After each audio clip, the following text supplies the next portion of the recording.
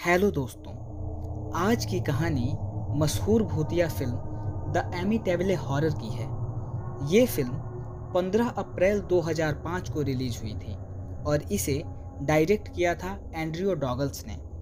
ये मूवी एक नोवेल पर आधारित है जिसे अमेरिकन ऑथर जे एंसन ने 1977 को सितंबर के महीने में पब्लिश किया था। इस किताब की कहानी रियल जिंदगी में घटी सच्ची भूतिया घटनाओं पर आधारित है जिसे लुट्स फैमिली ने अनुभव किए थे। इस कहानी की शुरुआत होती है 1975 से।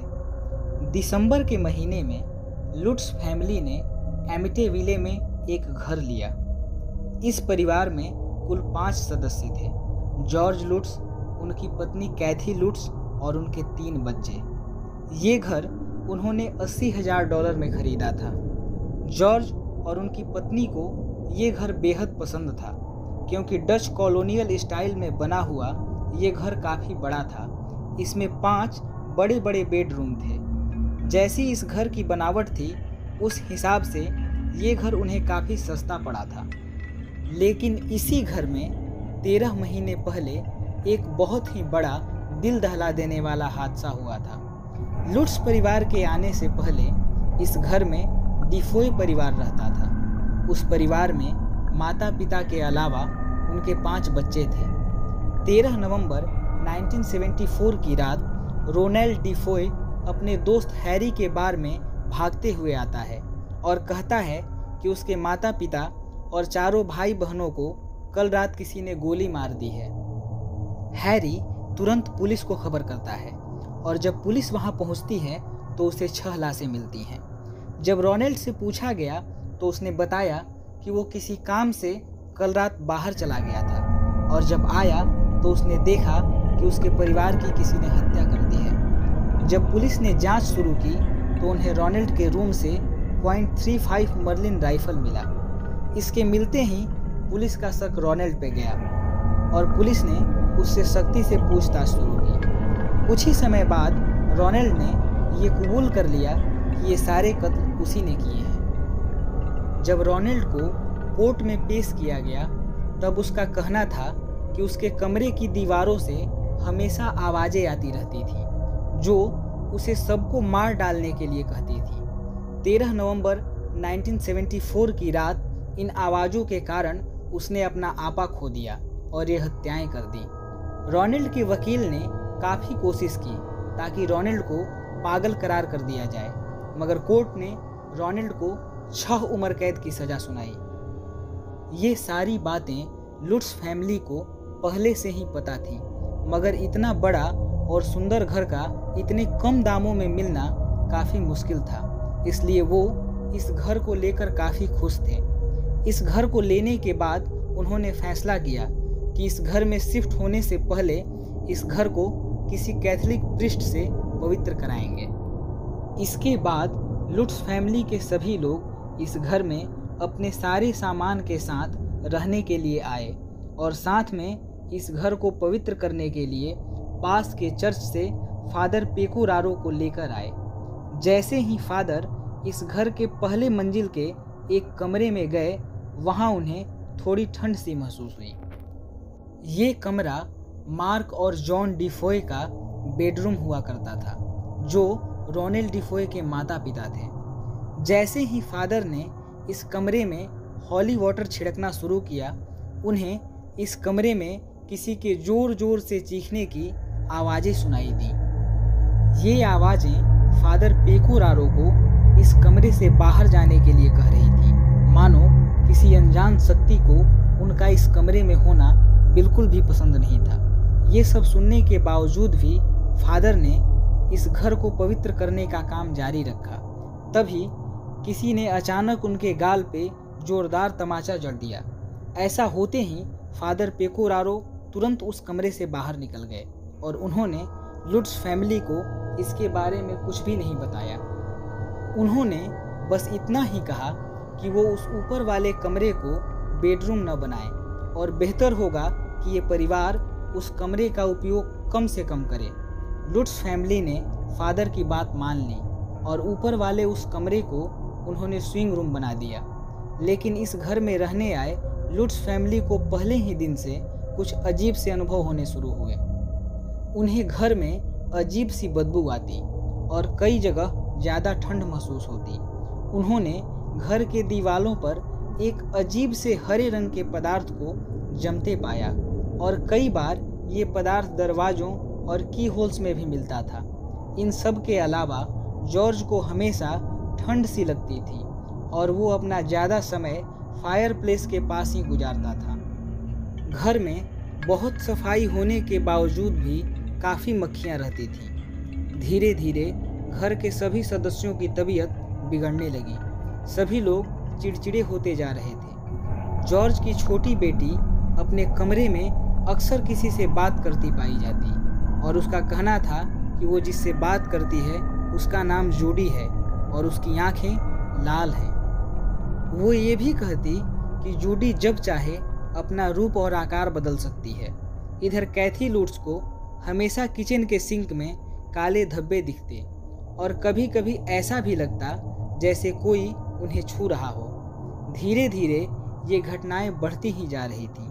एक दिन अचानक घर में मक्खियों की संख्या बहुत बढ़ गई।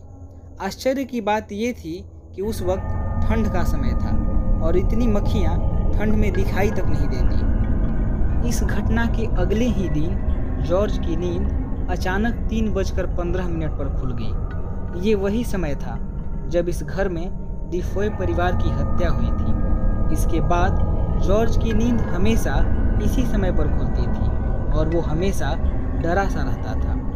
एक रात जब जॉर्ज की नींद खुली तो उसने देखा कि उसके साथ उसकी पत्नी की जगह पर एक बूढ़ी औरत लेटी है और वो उसे देखकर हंस रही है। ये सब देख जॉर्ज जोर जोर से चिल्लाने लगा और उसके चिल्लाते से ही वो औरत वहाँ से गायब हो गई और वापस उसे वहाँ कैथी दिखने लगी। इस घटना के अगले ही दिन जब कैथी अपने कमरे में सो रही थी तो अचानक वो हवा में तैरने लगी। यही घटना उसके बच्चों के साथ भी हुई। इस घटना से पूरा परिवार काफ़ी डर गया और उन्होंने चर्च के प्रीस्ट के पास कॉल करने की कोशिश की, लेकिन वो जब भी प्रीस्ट को कॉल करने की कोशिश करते उनका कॉल कट हो जाता। अंत में हारकर जॉर्ज ने खुद इस अनजान शक्ति से लड़ने का निश्चय किया। जॉर्ज ने एक हाथ में क्रॉस पकड़ा और हॉली प्रेयर करना शुरू किया। कहा जाता है कि जब जॉर्ज प्रेयर कर रहा था तब किसी के चीखने की आवाज़ें आ रही थीं जो कह रही थी कि बंद करो इसे। धीरे धीरे ये आवाज़ें बढ़ने लगीं। वो रात इस परिवार के लिए काफ़ी डरावनी थी। लेकिन इस घटना के अगली रात को ये घटनाएं और भी बढ़ गईं। कहा जाता है कि कमरे के दरवाजे अपने आप बंद हो रहे थे, सामानों की जगह बदल रही थी, कभी कभी बच्चे हवा में उड़ने लगते। इन सभी घटनाओं के कारण वो परिवार इतना डर गया कि उसी रात वो उस घर को छोड़कर भाग गए और कैथी के माँ के घर जाकर रुके। अगले ही दिन ये बातें आग की तरह फैल गईं और कुछ ही दिनों बाद ये बातें वॉरेंस तक पहुंची। इस खबर को मिलते ही वॉरेंस उस घर की तहकीकात के लिए निकल पड़े। वॉरेंस के साथ मार्विन स्कॉट भी थे जो कि एक चैनल के प्रमुख रिपोर्टर थे। इसके अलावा एक पूरी टीम को इस घर के बाहर इकट्ठा किया गया था जिसमें साइकेट्रिस्ट, इन्वेस्टिगेटर और रिपोर्टर भी थे। साथ ही लुट्स परिवार के लोगों को भी यहाँ बुलाया गया था। लुट्स परिवार ने इस घर में घुसने से साफ मना कर दिया। इसके बावजूद भी वॉरेंस इस घर में गए और तहकीकात शुरू की। तहकीकात के दौरान किसी अज्ञात शक्ति ने एड वॉरेन को जोरदार धक्का दिया जब वो इस घर के बेसमेंट में हॉली प्रेयर कर रहे थे। इस धक्के से एड जमीन पर गिर गए और उन्हें उस शक्ति का तुरंत एहसास हुआ। लॉरेन को भी कई तरह के विजन्स आए जिसमें वो डेमोनिक पोजेशंस को देख रही थी। साथ ही डिफोय फैमिली के लाशों और हत्याओं को भी महसूस कर पा रही थी। उन्होंने बताया कि ये लाशें किसी वाइट शीट्स में कवर्ड थी। तहकीकात के दौरान लॉरेन को भी किसी अज्ञात शक्ति ने धक्का दिया। इन घटनाओं के दौरान रिसर्च टीम ने एक तस्वीर ली जिसमें एक छोटे बच्चे की आत्मा भी दिखी। वॉरेंस ने जब अपनी रिसर्च पूरी की तो कुछ चौंका देने वाले तथ्य सामने आए। 1924 में इस घर के यहाँ बनने से पहले एक कॉटेज थी जो किसी जॉन किचन नाम के इंसान की थी। जॉन काले जादू की प्रक्रिया में माहिर था और उसकी मौत के बाद उसके लाश को भी इसी ज़मीन में दफनाया गया था। इसके अलावा इस ज़मीन पर किसी ज़माने में सिनिकॉक इंडियंस का भी कब्जा था और वो यहाँ पागलों को या किसी बीमार इंसान को रखते थे। इस ज़मीन पर कई मौतें हुई थीं और वॉरेंस के हिसाब से इस जगह का इतिहास काफ़ी डरावना था। यही वजह थी कि रोनाल्ड डिफोए ने अपने पूरे परिवार को मार डाला क्योंकि वो इन निगेटिव शक्तियों के चपेट में था। लुट्स फैमिली ने इस घर को बहुत ही कम दामों में बेच दिया और कैलिफोर्निया चले गए। इसी घर में सन 1979 में जिम और बारबरा रहने के लिए आए, लेकिन उन्हें इन शक्तियों का एहसास नहीं हुआ और ना ही उनके साथ कोई डरावनी घटनाएं हुई। ये सब देखने के बाद ये बातें फैलने लगी कि सारी घटनाएं एक अफवाह और पब्लिसिटी स्टंट थी। इसके बाद लुट्स परिवार का लाई डिटेक्टर टेस्ट हुआ जिसमें वो सफल रहे। पर ऐसा कैसे हो सकता है कि एक परिवार को काफ़ी डरावने अनुभव हुए तो वहीं दूसरे परिवार को कुछ भी अनुभव नहीं हुआ।